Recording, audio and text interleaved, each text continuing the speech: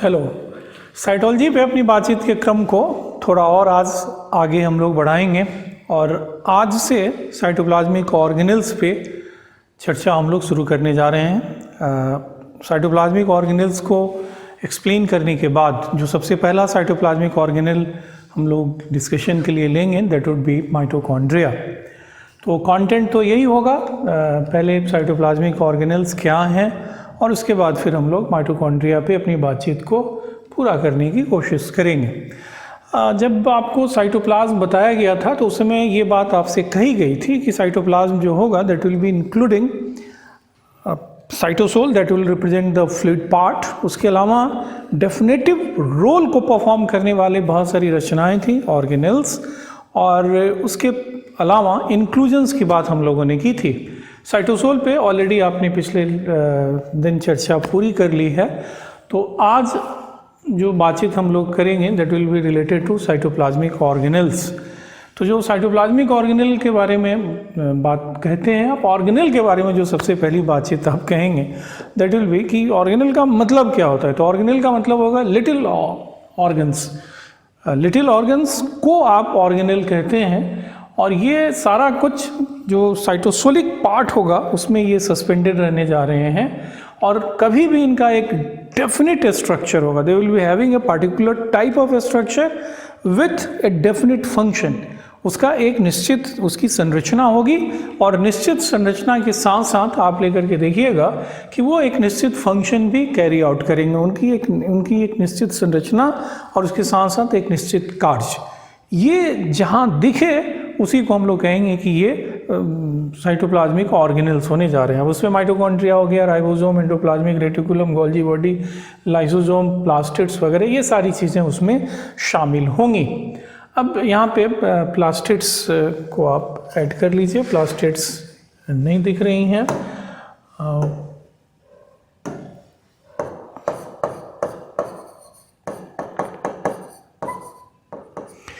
अब इसके बाद जो आप बातचीत करेंगे इसमें जो सबसे पहला साइटोप्लाज्मिक ऑर्गेनेल हम लोग लेंगे डिस्कशन के लिए दैट विल बी माइटोकॉन्ड्रिया।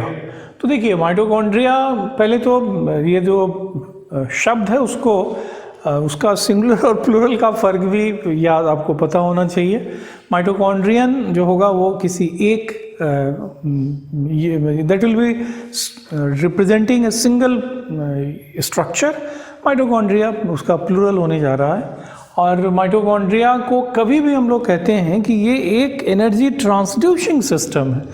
जब भी एनर्जी ट्रांसडक्शन की बात होती है तो हमेशा ये बात आप दिमाग में रखिएगा कि एक फॉर्म में जो एनर्जी होगी to convert that one in another form of energy, एक फॉर्म की ऊर्जा को दूसरी फॉर्म की ऊर्जा में कन्वर्ट करने की जो प्रक्रिया होती है उसी को हम लोग कहते हैं कि एनर्जी ट्रांसडक्शन की क्रिया है। And there are two energy transducing systems in autotrophic eukaryotic cell. वैसी कोशिकाएं जो ऑटोट्रॉफिक हैं, यूकैरियोटिक हैं, उनमें दो ऐसे ऑर्गेनेल होंगे जो कि एनर्जी ट्रांसड्यूसर के रूप में काम करते हैं, and these are mitochondria and chloroplast. Mitochondria और क्लोरोप्लास्ट एक फॉर्म की ऊर्जा को दूसरे फॉर्म में कन्वर्ट करते हैं, एंड दैट्स वाई हम लोग कहते हैं कि ये एनर्जी ट्रांसड्यूसिंग सिस्टम होगा।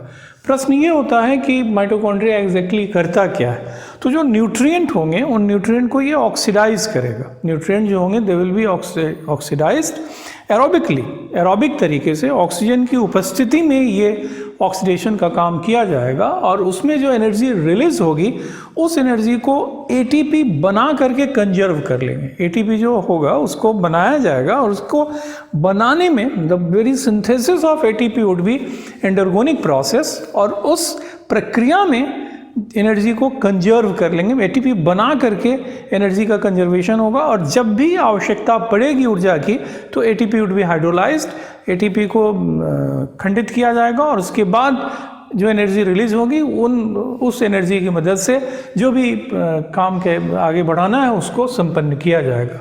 और इसी वजह से माइटोकॉन्ड्रिया को कभी भी कहा जाता है कि mitochondria are power house of the cell.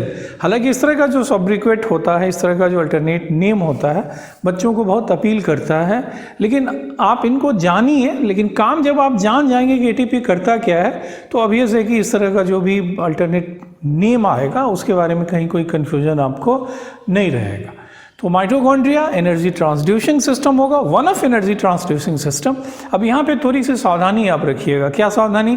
तो अगर ये पूछा जा रहा है कि identify the energy transducer in autotrophic, identify the energy transducer in autotrophic eukaryotic cell, then you will have to identify both chloroplast and mitochondria.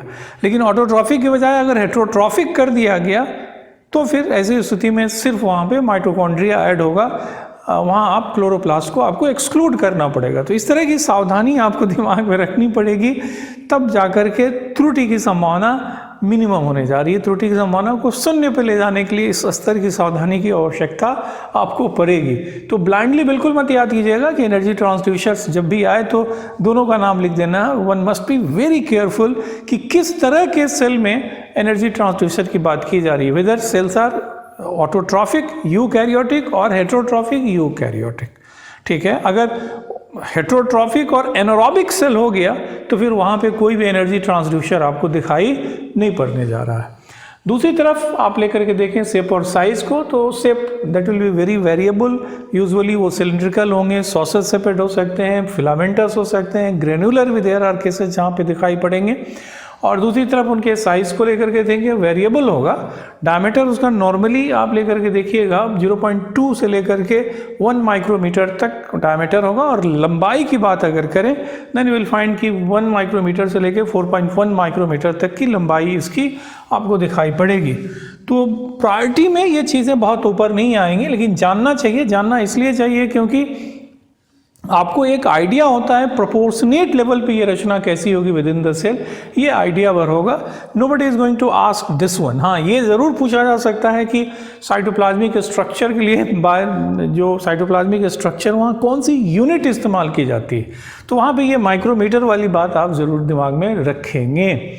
इसके बाद बात आती है डिस्ट्रीब्यूशन एंड नंबर की। तो देखो, साइटोप्लाज्म में कभी भी उसका बंटवारा जो होगा यूनिफॉर्म होने जा रहा है, लेकिन अगर किसी particular part of the cytoplasm में, किसी पार्टिकुलर पार्ट ऑफ साइटोप्लाज्म में सेल को ज़्यादा, मतलब उस पार्टिकुलर हिस्से में ज़्यादा एनर्जी की आवश्यकता है, तो नेचुरली वहाँ पे माइटोकॉन्ड्रिया का नंबर जो होगा वो ज़्यादा होने जा रहा है। आप इसको ऐसे समझ लीजिए कि शहरों के नज़दीक जो पावर हाउस होंगे वो ज़्यादा होने जा रहे हैं, बड़े होने जा रहे हैं, ज़्यादा पावरफुल होंगे कंपेयर टू कोई रूरल एरिया है, छोटी आबादी है। तो नेचुरली आप वहाँ कई गाँव के क्लस्टर के लिए एक पावर हाउस आप देखिएगा।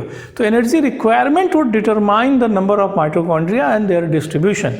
अब कहीं पे सीलिया और फ्लैजिला अगर है तो सीलिया और फ्लैजिला जहाँ कहीं भी होगा वहाँ पे उनकी एनर्जी रिक्वायरमेंट को फुलफिल करने के लिए निश्चित तौर पे माइटोकॉन्ड्रिया वहाँ पे आपको ज़्यादा दिखाई पड़ेगा।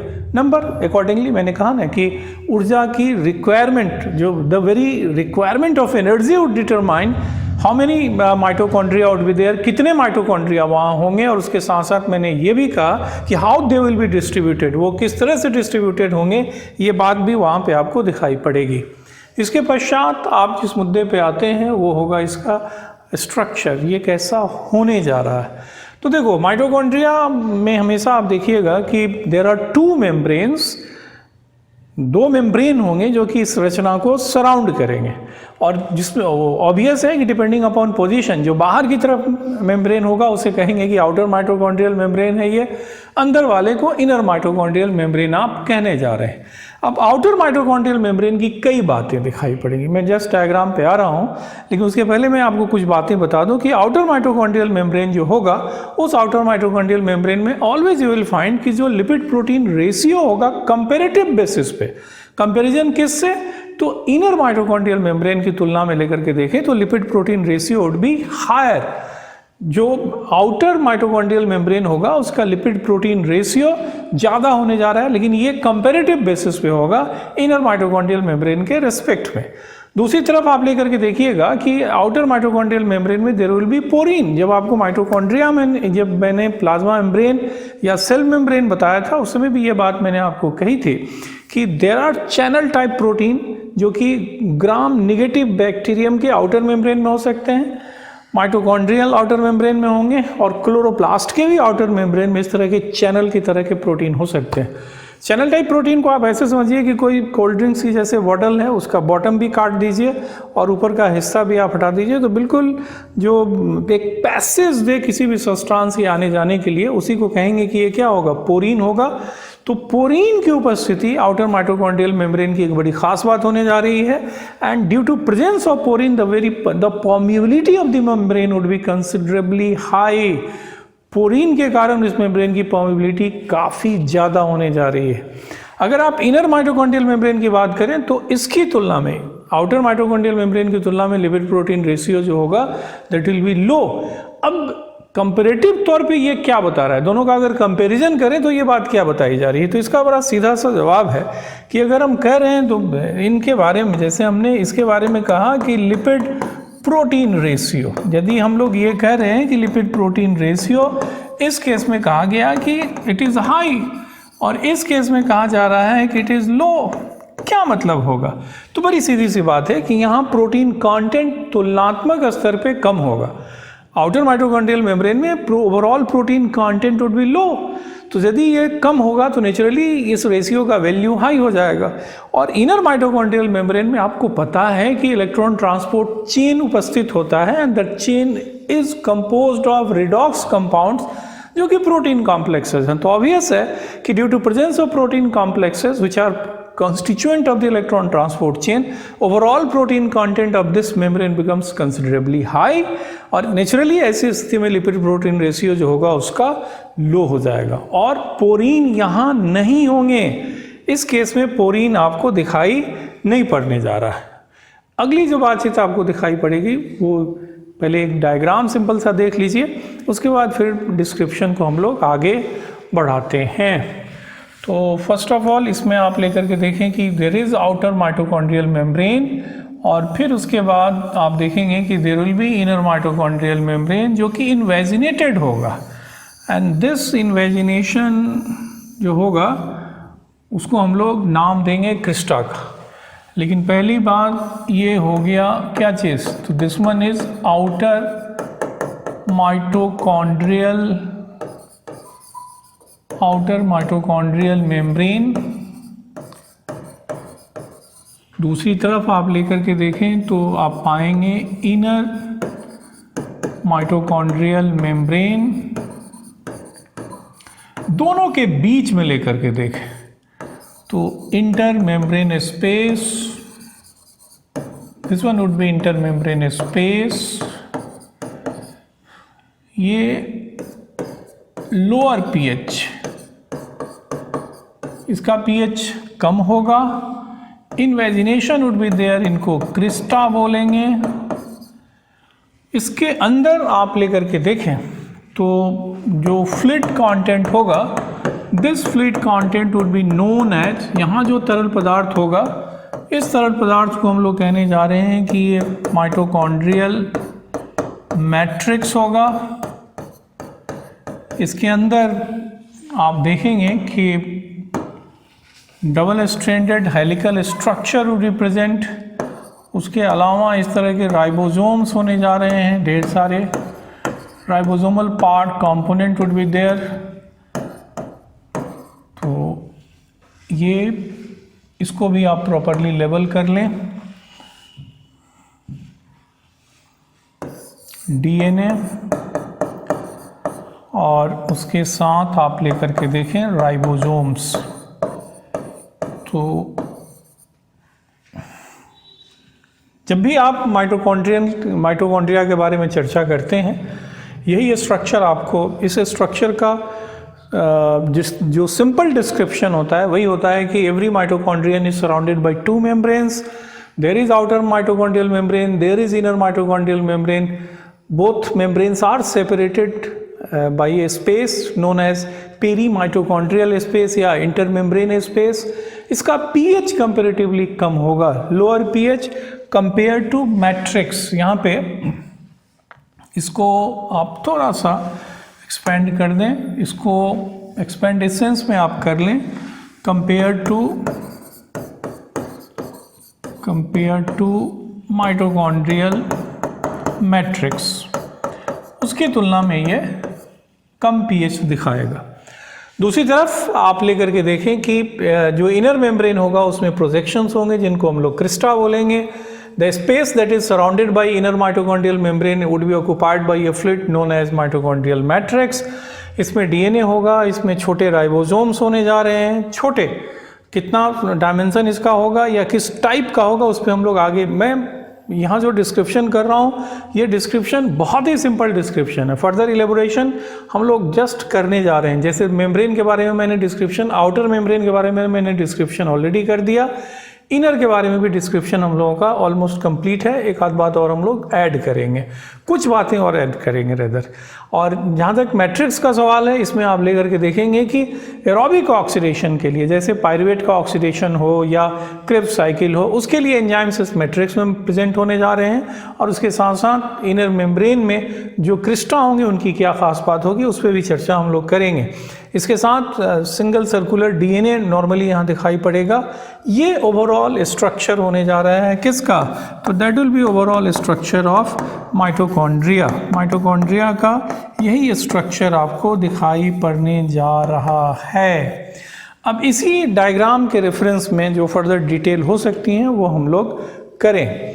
इसमें आप लेकर के देखिएगा कि इनर माइटोकॉन्ड्रियल मेम्ब्रेन में जो डिस्कशन हम लोगों ने किया था कि लिपिड प्रोटीन रेशियो जो होगा उसका कंपैरेटिवली बाहर वाले की तुलना में कम होगा क्योंकि प्रोटीन कंटेंट उसका ज़्यादा होने जा रहा है. कुछ और बातें इसमें आप लेकर के देखेंगे कि जो इनर माइटोकॉन्ड्रियल मेम्ब्रेन होगा उसमें cholesterol would be missing. Cholesterol नहीं होने जा रहा है, but the membrane is going to have cardiolipin. उस मेम्ब्रेन में आप लेकर के देखिएगा कि कार्डियोलिपिन की उपस्थिति होगी. Both this features are similar to the features which are absorbed in plasma membrane of bacteria.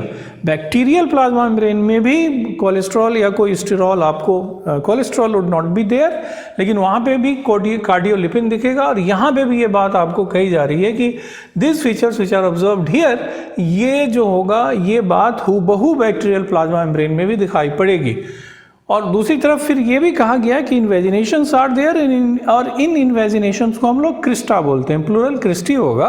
लेकिन ये क्रिस्टा जो होगा वो क्रिस्टा, इसका अपीयरेंस लेकर के देखेंगे देन यू विल फाइंड कि ये अपीयरेंस दो तरह का होने जा रहा है.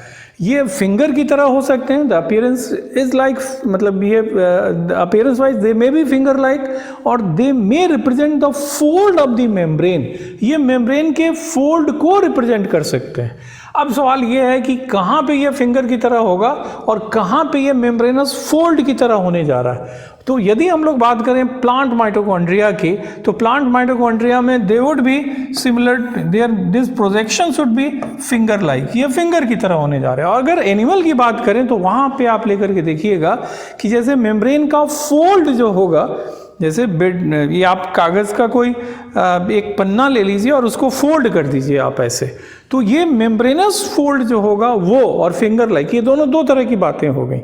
तो ये बिल्कुल ही आपको स्पष्ट होना चाहिए कि क्रिस्टा, लोग ऐसे बोल दिया करते हैं, रियली मेरे लिए थोड़ा सरप्राइजिंग होता है सुनना कि finger like, but where they are finger like? They are finger like in plant mitochondria. In animal mitochondria they are never finger like. They just represent fold of a membranous structure. वो membrane के fold को represent करने जा रहे हैं. ठीक है, तो ये फर्क आपको पता होना चाहिए. और क्रिस्टा जो होगा वो कभी भी एक specialized region of inner membrane को रिप्रेजेंट करने जा रहा है. ऐसा नहीं है कि क्रिस्टा और बाकी जो मेम्ब्रेन जो कि क्रिस्टा के रूप में नहीं है दोनों आइडेंटिकल नहीं होंगे. Crista would always represent a specialized part of inner mitochondrial membrane, and crista is going to have racket like structure जिसको F0 F1 पार्टिकल का नाम हम लोग देते हैं. और यही F0 F1 पार्टिकल जो होगा इसको एलिमेंट्री पार्टिकल या ऑक्सीजोम भी कई नाम लोग देते हैं. तो F0 F1 पार्टिकल जो होगा ये बेसिकली एटीपी फॉर्मेशन के लिए जिम्मेवार होने जा रहा है. और इस स्ट्रक्चर की उपस्थिति की वजह से एक पार्टिकुलर टाइप की एसिमेट्री दिखाई पड़ेगी. देखो, membrane is always asymmetrical structure. Membrane में लिपिड और प्रोटीन दोनों का डिस्ट्रीब्यूशन, मैंने प्लाज्मा मेम्ब्रेन में ये बात बहुत एम्फेटिकली बताई थी कि उन दोनों का डिस्ट्रीब्यूशन एसिमेट्रिकल डिस्ट्रीब्यूशन है. प्रोटीन में तो कोई डाउट ही नहीं है कि एसिमेट्रिकल है, लेकिन लिपिड में भी मैंने आपको ये एक्सप्लेन कर दिया था कि लिपिड का डिस्ट्रीब्यूशन भी एसिमेट्रिकल होगा. तो membrane, every membrane is going to be asymmetrical one. ठीक है, लेकिन the particular kind of asymmetry is observed in crista. और वो क्यों होगा? तो due to presence of F0 F1 particle. इसको थोड़ा सा आप लेकर के देखें, जैसे जो स्ट्रक्चर हम लोग ने अभी देखा उसमें यही कहा गया है कि इट्स समवॉट लाइक दिस, ये रचना जो है वो ऐसी रचना है, और यहाँ पे आप रैकेट की तरह की रचना आप लेकर के देख रहे हैं। इसी स्ट्रक्चर को हम लोग बड़ा करके बना के देखें थोड़ा सा, ये समझ लीजिए कि आउटर मेम्ब्रेन हुआ और ये जो है वो इनर मेम्ब्रेन हुआ। This one is inner membrane, ये जो है वो इनर मेम्ब्रेन होने जा रहा है। और ये जो इनर मेम्ब्रेन हुआ इसी में कहा जा रहा है कि F0 F1 particle would be there. यहाँ आप लेकर के देखिएगा कि क्या होगा, तो F0 F1 पार्टिकल होने जा रहा है। Here you will find presence of F0 F1 particle. यहाँ पे आप लेकर के देखिएगा कि F0 F1 पार्टिकल आपको दिखाई पड़ेगा। अब ये जो पार्टिकल आपको यहाँ पे दिख रहा है, जिसे आप नाम दे रहे हैं F0 F1 पार्टिकल, अब इस F0 F1 पार्टिकल को लेकर के अगर आप देखें, अब ये रचना कहीं पे भी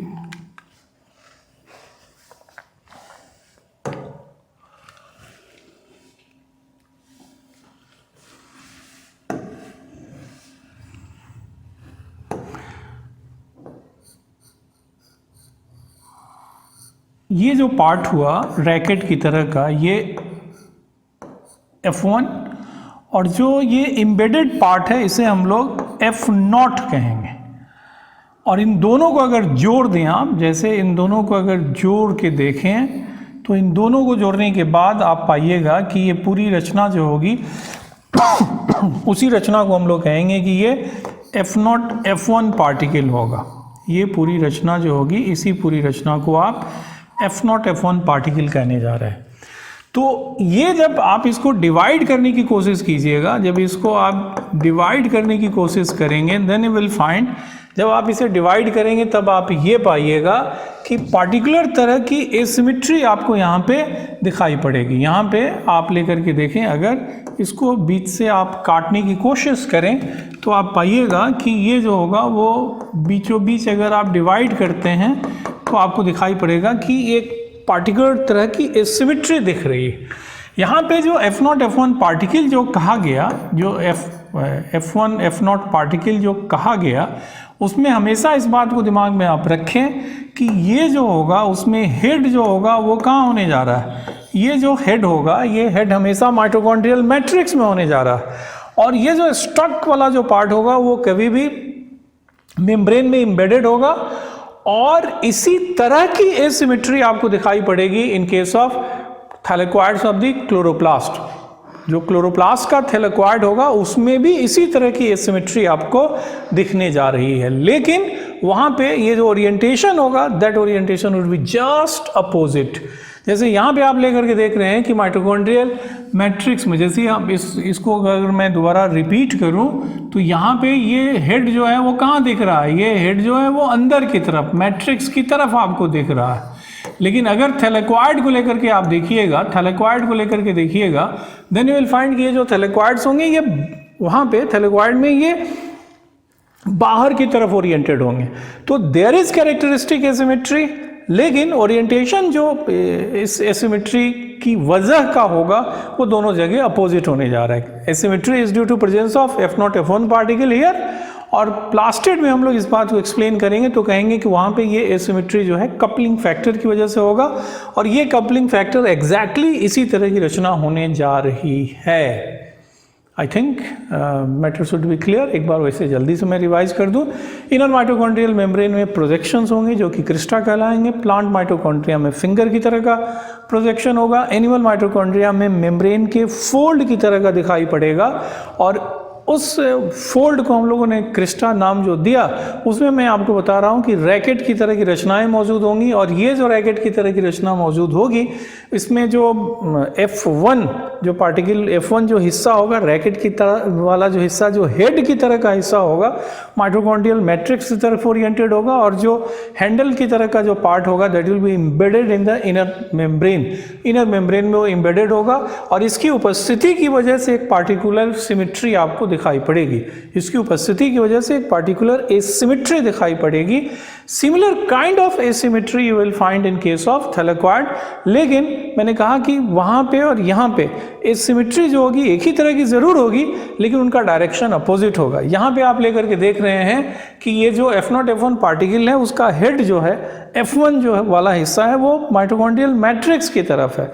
क्लोरोप्लास्ट में आप देखिएगा कि थैलेक्वाइड में इस तरह की रचना इंबेडेड होगी जिसे कपलिंग फैक्टर कहेंगे, लेकिन वहाँ पे जो हेड लाइक स्ट्रक्चर होगा ये आउटवर्डली बाहर की तरफ ये डायरेक्टेड होने जा रहा है। दैट्स वेरी इंपॉर्टेंट, क्योंकि इसका सीधा ताल्लुक पीएच ग्रेडियंट से है। पीएच कहाँ पे कम होगा ये बात सीधे उसी से जुड़ी हुई है।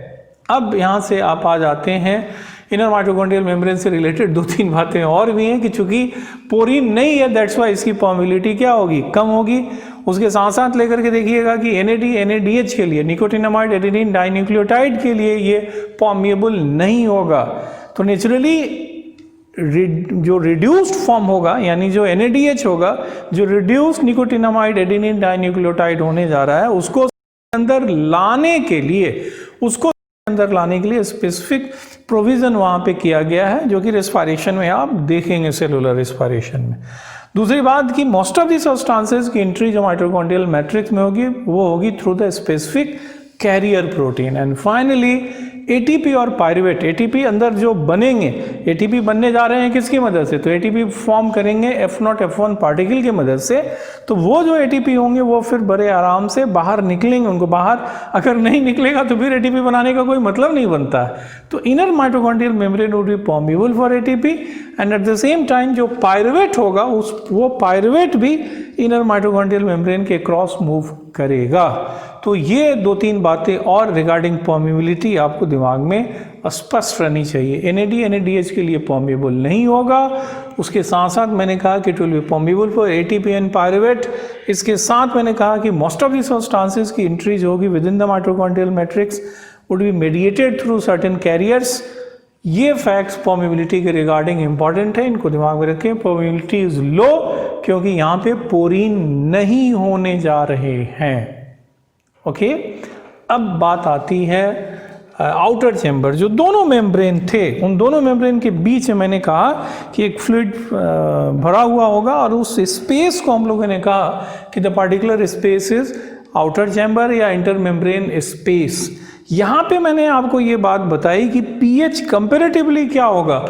यहाँ पे कहा गया कि पीएच जो होगा वो कम होने जा रहा है। यहाँ पे मैंने पॉइंट आउट किया है कि पीएच जो होगा, यहाँ पे पीएच आपको कहा गया कि कंपैरेटिवली कम होने जा रहा है। किसके तुलना में, तो माइटोकॉन्ड्रियल मैट्रिक्स की तुलना में। तो अब यहाँ पर सहज सवाल आप खड़ा कर सकते हैं कि पीएच कम क्यों है और कैसे कम है। तो पीएच कम क्यों है का जवाब ये होगा, वाई का आंसर ये होगा कि this condition is essential condition for ATP generation. ये कंडीशन एसेंशियल कंडीशन है एटीपी जनरेशन के लिए। ये कैसे होगा, तो ये बात केमियोस्मोटिक हाइपोथेसिस में आपको एक्सप्लेन की जाएगी सेलुलर रेस्पिरेशन पढ़ाते वक्त। दूसरी बात है कि पीएच कम कैसे हुआ, तो आपको पता है कि wherever proton concentration would be high, जहाँ कहीं भी प्रोटॉन कंसंट्रेशन ज़्यादा होगा वहाँ पे पीएच कम होने जा रहा है। तो यहाँ पे आप लेकर के देखेंगे कि प्रोटॉन कंसंट्रेशन ज़्यादा है एंड दैट्स वाई इस चैम्बर का पीएच लोअर है इसकी तुलना में। अब रही बात कि प्रोटॉन इसको कहाँ से मिलेगा। प्रोटॉन ये अगर मैं दिखाऊं कि ये मैट्रिक्स है, इंटरमेम्ब्रेन स्पेस है और ये आउटसाइड है, तो प्रोटॉन कहाँ से आएगा, आउटसाइड से अंदर आएगा या मैट्रिक्स से इस स्पेस में आएगा। तो आंसर इज दैट कि माइटोकॉन्ड्रियल मैट्रिक्स से प्रोटॉन को पंप किया जाएगा। यहाँ पे प्रोटॉन की पंपिंग जो होगी इलेक्ट्रॉन ट्रांसपोर्ट के समय यहाँ होने जा रही है। अब ये बात अभी थोड़ा सा आउट ऑफ कॉन्टेक्स्ट है, लेकिन ये तथ्य ज़रूर आप दिमाग में बिठाएं कि इंटरमेम्ब्रेन स्पेस का पीएच कंपैरेटिवली कम होगा। किसके कंपैरिजन में, माइटोकॉन्ड्रियल मैट्रिक्स की तुलना में, क्योंकि ऑक्सीडेशन की प्रक्रिया में जब इलेक्ट्रॉन का ट्रांसफर होगा तो during the transfer of electron protons are pumped from matrix to this space. वो इस स्पेस में प्रोटॉन को पंप करते हैं जब इलेक्ट्रॉन का ट्रांसफर होता है उस समय। तो ये अगर स्पष्टता रहेगी तो सेलुलर रेस्पिरेशन देखते वक्त आपको कोई कष्ट नहीं होने जा रहा है। अब यहाँ से आप नेक्स्ट जो एस्पेक्ट होगा आपका वो क्या होने जा रहा है, तो अगला एस्पेक्ट यही होगा कि माइटोकॉन्ड्रियल मैट्रिक्स। तो मैंने अभी आपको मतलब कुछ देर पहले ही मैंने ये बात आपको बताई थी कि इनर माइटोकॉन्ड्रियल मेम्ब्रेन के द्वारा जो जगह घेरी जाएगी, the particular space would be occupied by jelly like fluid known as mitochondrial matrix. इसमें डीएनए होंगे, स्मॉलर राइबोसोम्स होंगे और एरोबिक ऑक्सीडेशन के लिए ढेर सारे एंजाइम्स होने जा रहे हैं। अब रही बात इसमें सबसे पहली बात कि माइटोकॉन्ड्रियल डीएनए को लेकर के देखें तो ये डबल स्ट्रैंडेड तो होगा, लेकिन ये सर्कुलर होने जा रहे हैं। ये डबल स्ट्रैंडेड होंगे और ये सर्कुलर होने जा रहे हैं, और इनके पास 19 different types of transfer RNA के लिए इंफॉर्मेशन होगा, and the particular DNA would have information for synthesis of 12 protein, 12 protein और 19 तरह के ट्रांसफर आरएनए के फॉर्मेशन के लिए इंफॉर्मेशन इनके पास होने जा रही है। लेकिन एक इंटरेस्टिंग फैक्ट ये है कि इस डीएनए का रिप्लिकेशन जो होगा it will depend on chromosomal genes. जो उस सेल के क्रोमोसोम्स जो होंगे उनके जीन्स के ऊपर इसका रिप्लिकेशन निर्भर करेगा। नॉर्मली संख्या 1 होगी, but it may be more than 1। अब इसके बाद आते हैं राइबोसोम्स पे। मैंने बार बार आप जब किताबों को पढ़ेंगे देयर यू विल फाइंड कि ये 70s टाइप का होता है। मैंने ये शब्द इस्तेमाल नहीं किया, मैंने ये कहा है कि स्मॉलर टाइप का होगा। और बहुत इंपॉर्टेंट ऑब्जर्वेशन यहाँ पे है कि ईस्ट और न्यूरोस्पोरा ये दोनों के दोनों फंगल मेंबर हैं। इन दोनों को लेकर के देखें देन यू विल फाइंड कि ये फंगल मेंबर्स हैं। इनको लेकर के देखें तो ये फंगल मेंबर होंगे। ये वहाँ पे आप लेकर के देख रहे हैं कि ये जो होगा राइबोसोम जो होगा वो 70s टाइप का होने जा रहा है। ये जो होगा वो 70s टाइप का होगा, जबकि मेमेलियन माइटोकॉन्ड्रिया में देखिएगा कि ये राइबोसोम जो होंगे वो 55S टाइप के होने जा रहे हैं। ठीक है, नॉर्मली डिस्कशन जो होता है उसमें सिर्फ यही बात बताई जाती है कि ये 70s टाइप का होगा, बट फैक्ट इज दैट कि mitochondrial ribosomes would be 55S type also. और मज़ेदार बात ये है कि ये मैमल्स हमारे सेल के माइटोकॉन्ड्रिया के अंदर 55S टाइप का राइबोसोम्स आपको दिखाई पड़ेगा। और राइबोसोम के स्ट्रक्चर के बारे में तो अभी आपने नहीं पढ़ा है, लेकिन राइबोसोम का स्ट्रक्चर जब पढ़ाया जाएगा तो उस समय ये बात आपको बताई जाएगी कि ribosomes are composed of ribosomal RNA and basic proteins। तो राइबोसोम बनाने के लिए जो बेसिक प्रोटीन होंगे, this basic proteins would be imported from cytosol, cytoplasm. इन जो राइबोसोम्स मौजूद हैं माइटोकॉन्ड्रिया के अंदर, उन राइबोसोम्स को बनाने के लिए जो प्रोटीन चाहिए वो बेसिक प्रोटीन होंगे, and they will come from cytoplasm. इसका मतलब ये होगा कि उनकी सिंथेसिस हो रही है कहाँ पे, साइटोप्लाज्म में। अब यहाँ से अगला मुद्दा ये आएगा कि एक कंसेप्ट आता है मार्कर एंजाइम का। जैसे कोई मेम्ब्रेन आपको मतलब साइटोप्लाज्मिक ऑर्गेनेल्स को रप्चर कर दिया गया और कोई मेम्ब्रेनस स्ट्रक्चर आपको दिख रहा है और उसमें एक पार्टिकुलर एंजाइम दिख रहा है, तो उस पार्टिकुलर एंजाइम के आधार पे यू कैन आइडेंटिफाई कि ये किस जगह से टूट के अलग हुआ होगा। तो इसमें आप लेकर के देखें, जैसे अगर हम इनर माइटोकॉन्ड्रिया, अगर हमको कहीं पे साइटोक्रोम ऑक्सीडेज किसी मेम्ब्रेनस स्ट्रक्चर में मिल रहा है तो that membranous structure would definitely be inner mitochondrial membrane. उसी तरह अगर हम लेकर के देखें आउटर माइटोकॉन्ड्रियल मेम्ब्रेन, तो यहाँ पे आप लेकर के देखिएगा कि monoamine oxidase would be there. कोई तरल पदार्थ जिसमें एडिनाइलेट साइक्लेज होगा, आउटर चैम्बर होने जा रहा है। लेकिन अगर मैलेट आपको दिखाई पड़े डिहाइड्रोजिनेस, तो डेफिनेटली इट विल इंडिकेट कि ये जो तरल पदार्थ है ये माइटोकॉन्ड्रियल मैट्रिक्स होगा। मार्कर एंजाइम सिंपली मीन्स कि जिसकी उपस्थिति एक पार्टिकुलर स्ट्रक्चर में ही हो, एक पार्टिकुलर रीजन में ही हो, दूसरी जगह वो नहीं हो, जिसकी उपस्थिति से आप उसे आइडेंटिफाई कर सकें। तो साइटोक्रोम ऑक्सीडेज की उपस्थिति से you can identify that this membrane would B inner mitochondrial membrane, या मोनोएमीन ऑक्सीडेज की उपस्थिति से आप आइडेंटिफाई कर सकते हैं कि this fluid is basically fluid of outer this membrane is definitely outer mitochondrial membrane, या adenylate cyclase is there, तो आप कह सकते हैं कि this fluid is basically fluid of outer अब ये इंटर मेम्ब्रेन स्पेस या आउटर चैम्बर। तो मार्कर एंजाइम का कंसेप्ट यही है। कुछ बातें और भी हैं, अब ज़्यादा कुछ इसमें नहीं है, एक कंसेप्ट और है, लेकिन कुछ इन बेसिक बातें और भी आपको दिखाई पड़ेंगी। माइटोकॉन्ड्रिया को कभी भी हम लोग कहते हैं कि सेमी ऑटोनोमस ऑर्गेनेल है। तो mitochondria has DNA, mitochondrion has DNA, mitochondrion has ribosomes. Presence of both ribosomes and DNA clearly shows that mitochondrion can synthesize protein, क्योंकि ये जो राइबोसोम्स और डीएनए होंगे ये प्रोटीन सिंथेसाइजिंग मशीनरी को रिप्रेजेंट करते हैं। तो चूंकि प्रोटीन सिंथेसाइजिंग मशीनरी माइटोकॉन्ड्रियन के अंदर मौजूद है, that's why every mitochondrion can synthesize proteins. लेकिन जितनी प्रोटीन की आवश्यकता है, क्या वो सारे प्रोटीन को सिंथेसाइज कर पाएंगे? Answer is that no. जो भी नंबर ऑफ प्रोटीन उनको वो आवश्यकता है, उसमें से 12 प्रोटीन को ये बना सकते हैं। मतलब अपनी आवश्यकता के कुछ प्रोटीन की सिंथेसिस वो कर सकते हैं। They can synthesise some of proteins required by itself. मतलब the mitochondrion can synthesise some of proteins required by itself. ठीक है, इसलिए इसे हम लोग कहेंगे कि दे आर सेमी ऑटोनोमस।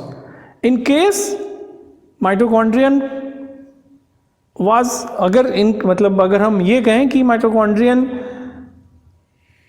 में इस बात की क्षमता है कि all the proteins which are required by itself, जितनी प्रोटीन को उसको आवश्यकता है, अगर सारे प्रोटीन को बना लेता इन केस ऑफ, तब उसे हम कहते हैं कि ये क्या है, तब उसे हम लोग कहते हैं कि ये ऑटोनोमस है। लेकिन ऐसा नहीं है, जितनी प्रोटीन उसको चाहिए उसका कुछ प्रोटीन ये बना सकता है।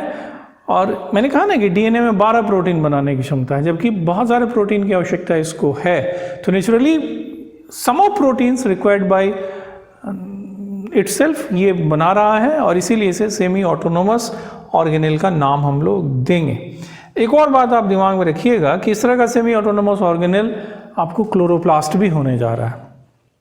रही बात कि इस तरह की रचना जो भी होगी वो that will divide by fission, इसका डी नोवो सिंथेसिस नहीं होगा। अगर किसी कोशिका में माइटोकॉन्ड्रिया नहीं है तो फिर डॉटर सेल्स में माइटोकॉन्ड्रिया नहीं बनेंगे। माइटोकॉन्ड्रिया अगर कहीं है तो वो डिवाइड करके डॉटर सेल्स में इनका माइटोकॉन्ड्रिया फिर जाएंगे।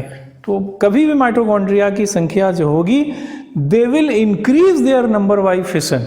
वो अपनी संख्या को फिशन के बाद बढ़ाने जा रहे हैं, दूसरा कोई तरीका नहीं है कि ये अपनी संख्या बढ़ा सकें।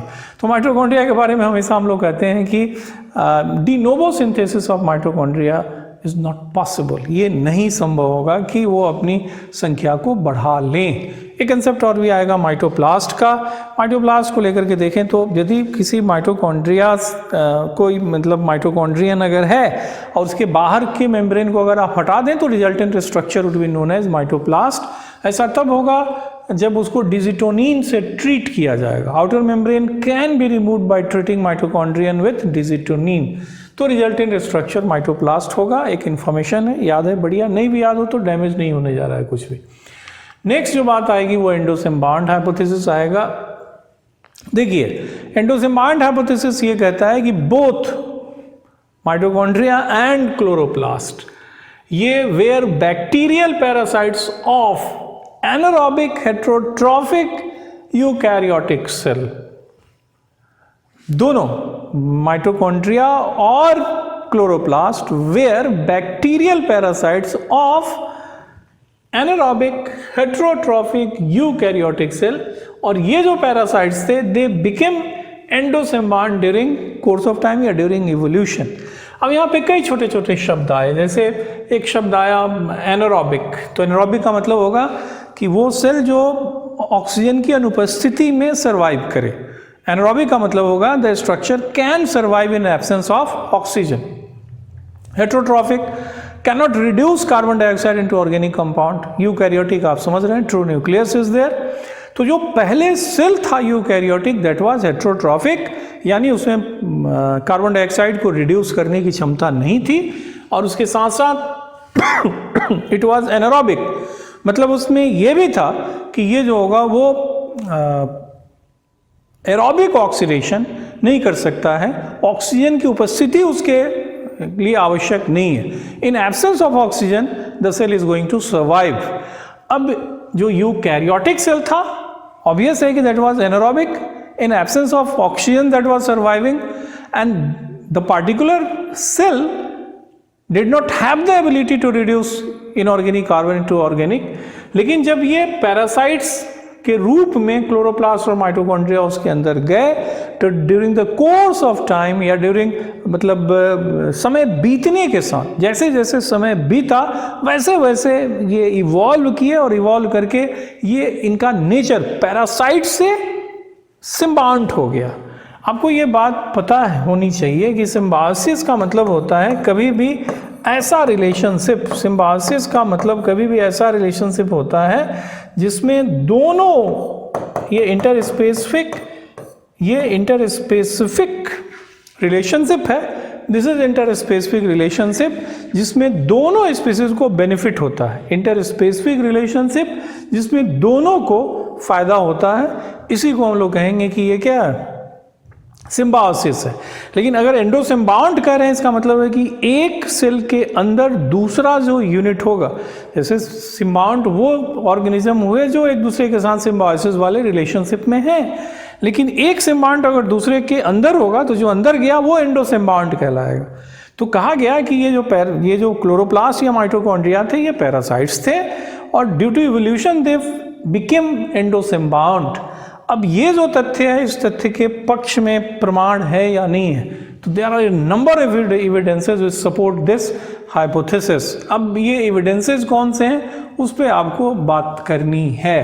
पहली बात है कि माइटोकॉन्ड्रियन का जो शेप होगा वो बहुत क्लोज है बैक्टीरिया के, शेप नहीं क्या, साइज जो होगा, माइटोकॉन्ड्रियल जो साइज होगा वो बैक्टीरियल डायमेंशन के बहुत नज़दीक है।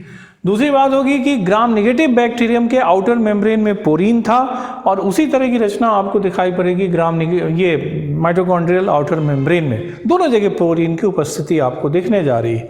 कोलेस्ट्रॉल नहीं था, कार्डियोलिपिन था, ये बात मैंने अभी कुछ देर पहले बताई कि क्लोरोप्लास्ट का ये माइटोकॉन्ड्रिया का जो इनर मेम्ब्रेन होगा उसमें cholesterol is missing, but there is presence of cardiolipin, और एग्जैक्टली ये बात हूबहू आपको दिखाई पड़ेगी in the plasma membrane of bacterium. फिर क्रिस्टा आपको जो दिखाई पड़ता है इनर माइटोकॉन्ड्रियल मेम्ब्रेन में, मोरलेस आइडेंटिकल टाइप की रचना आपको दिखाई पड़ेगी बैक्टीरियल प्लाज्मा मेम्ब्रेन में, जिसको हम लोग कहते हैं कि वो क्या होगा, we refer that structure as mesosomes. जैसे क्रिस्टा दिखाई पड़ेगा इनर माइटोकॉन्ड्रियल मेम्ब्रेन में, उसी तरह की रचना आपको दिखाई पड़ेगी बैक्टीरियल प्लाज्मा मेम्ब्रेन में, जहाँ पे उसे हम लोग मेसोजोम का नाम देते हैं। नेक्स्ट जो मुद्दा आएगा वो ये होगा कि रेस्पिरेटरी सेंटर दोनों जगह आइडेंटिकल आपको दिखाई पड़ेंगे। जैसे माइटोकॉन्ड्रिया के इनर मेम्ब्रेन में, माइटोकॉन्ड्रियल इनर मेम्ब्रेन में रेस्पिरेटरी सेंटर्स आर देयर, और प्लाज्मा मेम्ब्रेन जो होगा बैक्टीरिया का, वहाँ पे इस तरह के रेस्पिरेटरी सेंटर्स दिखने जा रहे हैं। फिर उसके बाद आप लेकर के देखेंगे क्लोरमफेनिकल एक एंटीबायोटिक है जिसकी मदद से आप प्रोटीन सिंथेसिस को ब्लॉक इनहिबिट कर सकते हैं। लेकिन ये जो इनिबिशन होगा वो बैक्टीरिया में होगा, माइटोकॉन्ड्रिया में भी होगा, लेकिन साइटोप्लाज्म में अगर आप सोचिएगा कि प्रोटीन सिंथेसिस क्लोरमफेनिकल की मदद से रोक दी जाए तो ये नहीं होगा। मैं ये कह रहा हूं कि अगर कोई सेल है तो इस सेल में, अगर ये कोई सेल है तो इस सेल में अगर ये माइटोकॉन्ड्रिया है तो इस माइटोकॉन्ड्रिया के अंदर यहां पे आप ब्लॉक कर सकते हैं, लेकिन साइटोप्लाज्म के अंदर आप प्रोटीन सिंथेसिस क्लोरमफेनिकल की मदद से ब्लॉक नहीं कर सकते हैं। You can't do that one, ये नहीं आप कर पाइएगा।